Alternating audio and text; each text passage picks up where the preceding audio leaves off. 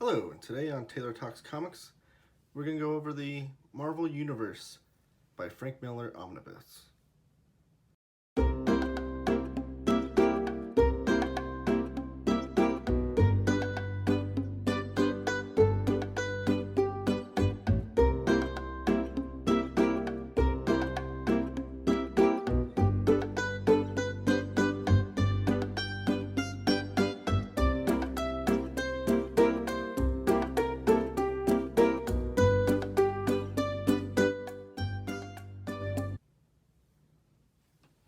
Okay, so today we're going to cover this thin, but I feel like not much talked about Omnibus. So Marvel would put out a lot of these Marvel Universe by omnibuses, and they had 2 volumes by John Byrne. They had one by Rob Liefeld that came out last year. And this one's by Frank Miller, and this one, as you can see, is very thin. It only carries a $75 cover price. Here's all the issues it collects. And then you can see the covers, all the issues. Like in typical Marvel Omnibus fashion, it has all the covers on the back. Not a lot. But like I said, it carries a $75 cover price. But this book has been traveling around and been, it seems like, liquidated in a lot of places. I know like Hamilton Books carried it for pretty cheap. It's still in print on InStockTrades.com, and you can find it on eBay for really cheap sometimes. And I actually got this as part of a lot on eBay. Here's the awesome wraparound cover. And all these Marvel Universe by omnibuses will do this, where they have like the different panels of characters drawn by that artist and on the wraparound cover. It's pretty cool. What was I saying? Oh yeah, I got this on a lot on eBay with the 2 Daredevil omnibuses by Frank Miller, and those were what I was after, but this kind of came in as like a bonus. And then opening it and reading through it and flipping through it, I realized how actually pretty cool this book is. And I wanted to show it off because I don't feel like this book in particular gets a lot of love. And then I've seen it is liquidated, so it's very accessible and cheap for anybody interested in some Frank Miller work. And I just wanted to get some eyes on it, so maybe somebody can take a look at it and look at it more than just a filler book. Because a lot of these Marvel Universe by omnibuses, people just look at it as like, it's just a random thrown together omnibus with a bunch of random issues and that kind of thing. And that's very much kind of what this is. There's a few short runs or miniseries in there. But this actually is like a curation of all of Frank Miller's work with Marvel, with the exception of Daredevil. And I think it's really cool. So right here we get an introduction, plain black end papers. There's the image of Captain America. And then we have this image right here with all the contributors that besides Frank Miller. All the writers, inkers, colorists, letters, that kind of thing. And then here's the contents right here, which I guess I should pull up to the camera in case you want to pause it and read all that. But so that's all the contents in it. And they separated it. It's really cool in the table of contents, because these are all the stories. These are actually the single issues that you can read. And then these are like all covers and pinups. Because like I said, there's just about everything Frank Miller did with Marvel besides Daredevil is in this book. So you get this great introduction by Neil Adams, talking about how Frank Miller never gave up. He met Neil Adams and was showing him some of his samples. Neil Adams was like, this is pretty terrible, but here's what you can do to change. And he'd give him some time. Frank Miller would go back, take all of Neil Adams' advice to heart, come back with an improvement. Neil Adams would do it again, go back, until Frank Miller was who he is today. So this is the first story that Frank Miller ever did, with the exception of, they listed in here.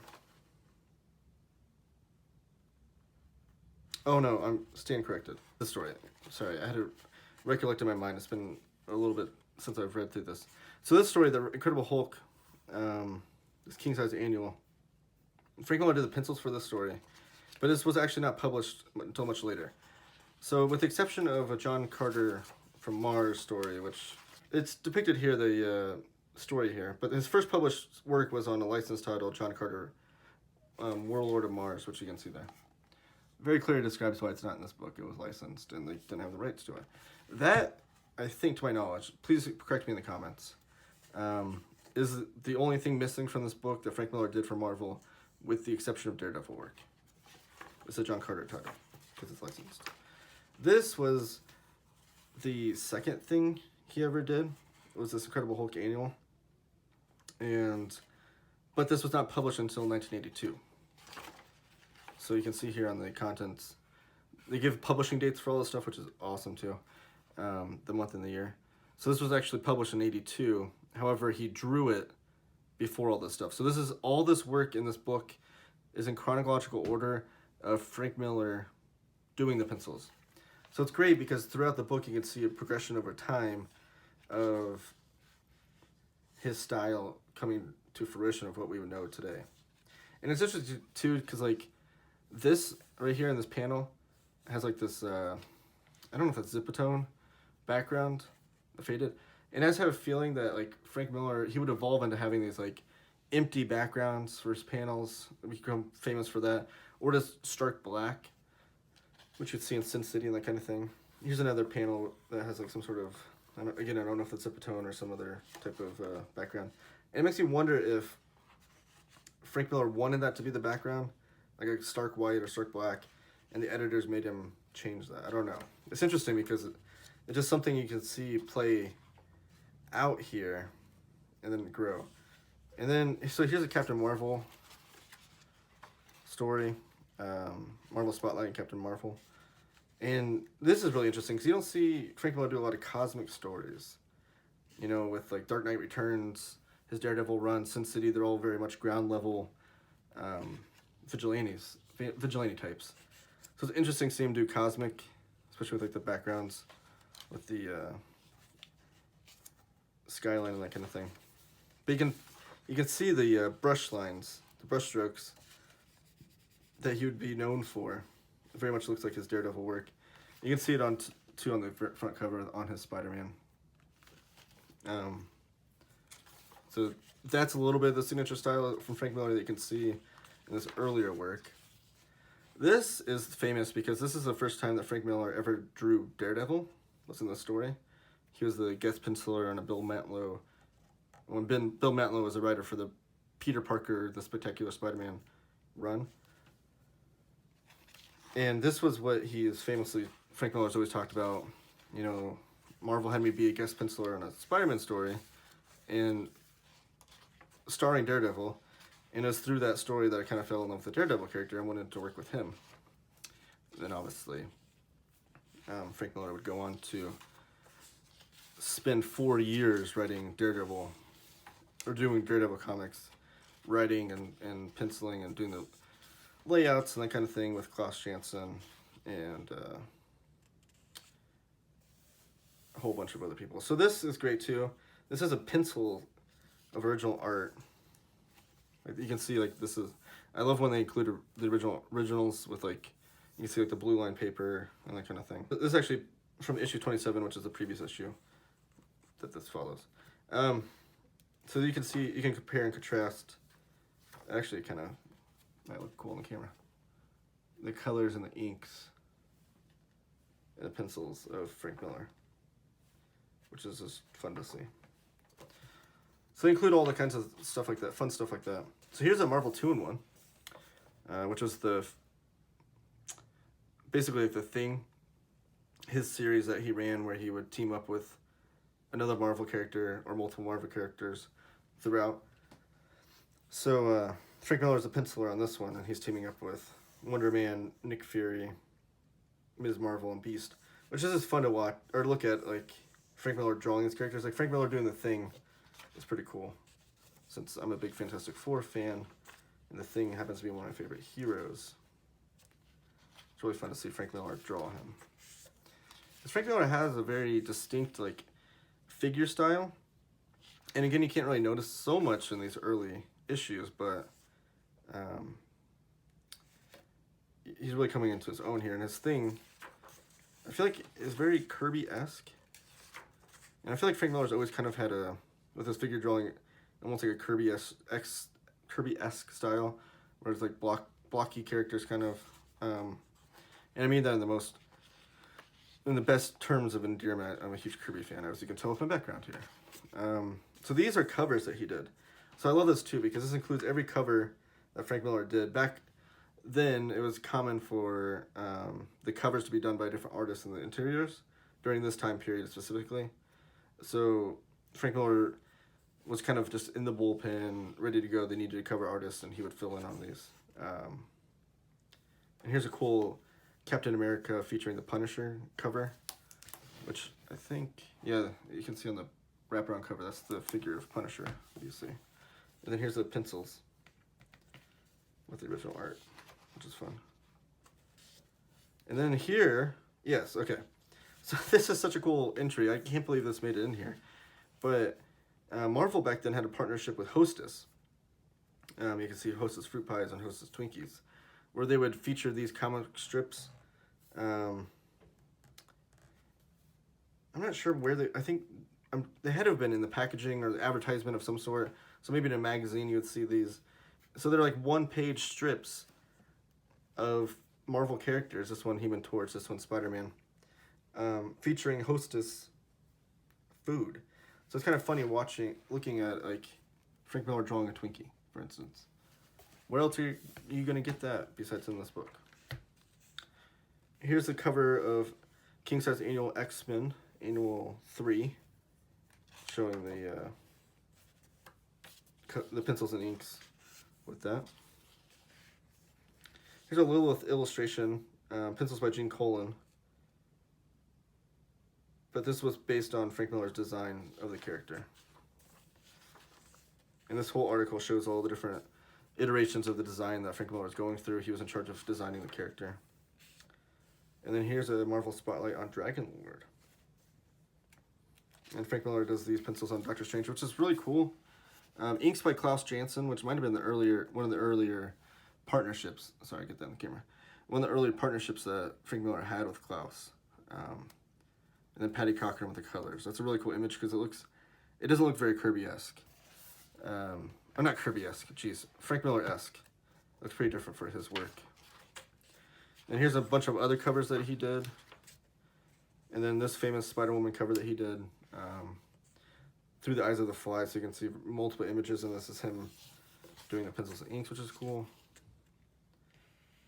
This is really cool because it shows like the Universal monsters behind Werewolf by Night, and kind of a photo collage imagery there. Bizarre Adventures cover. Now this was, okay, so this a feature, who did the cover? Clyde Caldwell did the art here, so this is not Frank Miller art. But within this is Marvel Preview Bizarre Adventures 2. Within this, they'd have like, I think it was a magazine style. Again, correct me if I'm wrong in the comments. And by the way, like and subscribe to this channel. I appreciate that. But this was a Marvel magazine that would feature different strips. And this is Frank Miller doing a crime noir story, and it's all in black and white.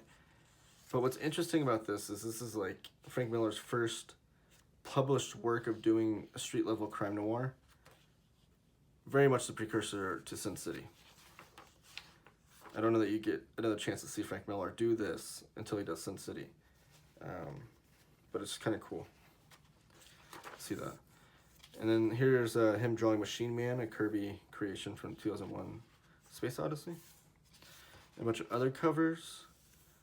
This is a king-size Spider-Man annual featuring Doctor Strange. So again, we're used to seeing Frank Miller do street-level heroes. It's kind of fun to see him do a little bit of magic and sorcery imagery with Doctor Strange. And Frank Miller's Spider-Man was really great. I would have liked to see an extended run of him working with the Spider-Man character because he has such dynamic and action-like poses that it'd be cool to see. But all of his Spider-Man stories are included in this book, which I think are a real treat of this. here's a, oh, okay, so this is him working with Shrapnel, the punk rock band. I guess Frank Miller had built a relationship with them, so he did this as far as, or for them for some advertisement featuring Spider-Man. Here's a Marvel team up with Spider-Man and the Fantastic Four. Here we're starting to see Frank Miller really play into these vertical panels that you'd see in his Daredevil run and then furthermore Sin City run. Again, so you're seeing throughout this book the progression of Frank Miller's art. It's just so cool to see all these covers done by Frank Miller of all these different Marvel characters that you've never seen him really, you know, have an opportunity to take a shot at drawing. Like this was a What If X-Men issue. What if Phoenix had not died? So you get to see some Frank Miller drawing Cyclops, Colossus, early Wolverine, because he would obviously then go on to do the miniseries, which we will get to. Storm, Nightcrawler, and Phoenix. So this is a pinup of Marvel's 20th anniversary. So literally, like I'm telling you, every published Marvel thing that Frank Miller ever did, and some unpublished, is included in this book, with the exception of his Daredevil run. So if you want like the complete run of Frank Miller doing Marvel work, the two Daredevil omnibuses that he did, the Omnibus and Omnibus Companion, and then this would give you the entirety, in those three books, the entirety of Frank Miller's work with Marvel, which is, to me, just an awesome thing. Hold on a second there. That's totally Barney 5. Somebody tell me that's not Barney 5.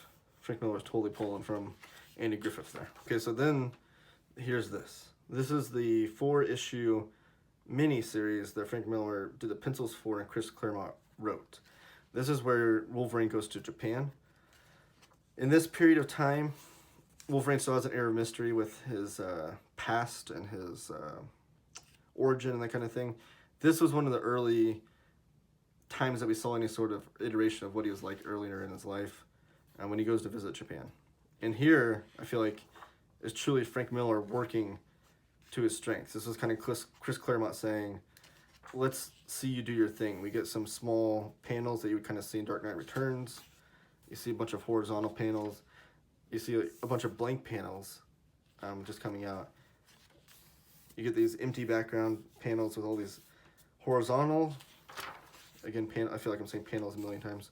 But this is where you see Frank Miller's art really come into his own, and we start to see that signature style.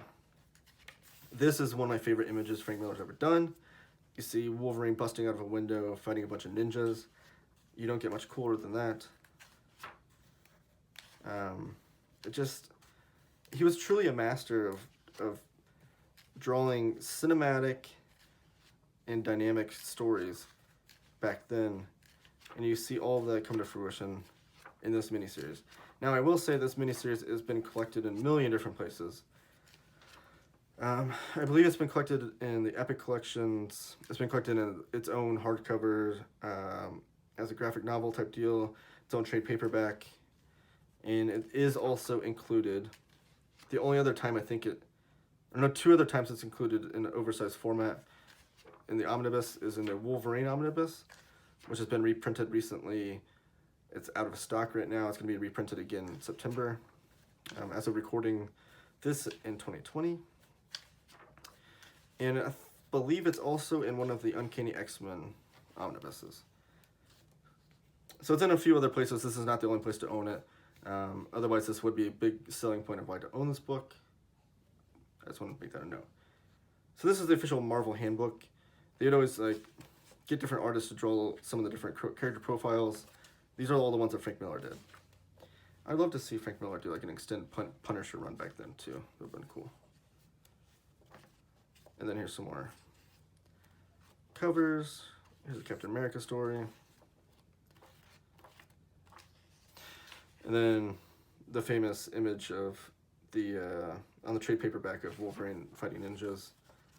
And here's the trade paperback introduction. So the trade paperback that includes the Wolverine miniseries by Chris Claremont and Frank Miller had this introduction by Chris Claremont in it, and had an afterword by Frank Miller. So those are included in here. Those were originally written in '87, so they included them in here. That's just cool.